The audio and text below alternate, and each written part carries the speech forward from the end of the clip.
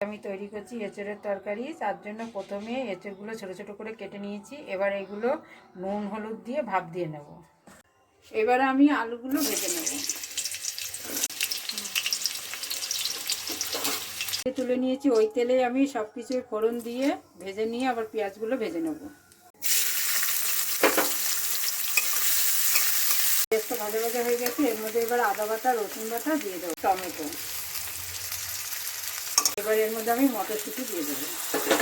এর মধ্যে দিয়ে দিচ্ছি নুন, হলুদ, লঙ্কার গুঁড়ো, জিরের গুঁড়ো। কষানো হয়ে গেছে, এবার আমি সেদ্ধ করা এঁচড়গুলো দিয়ে দেবো। কষানো হয়ে গেছে, এবার আমি এর মধ্যে জল দিয়ে দেবো। ফুটতে শুরু করেছে, এবার এর মধ্যে আমি ধনেপাতা দিয়ে দেবো। দেবো 1 চামচ ঘি আর একটু গরম মশলার গুঁড়ো।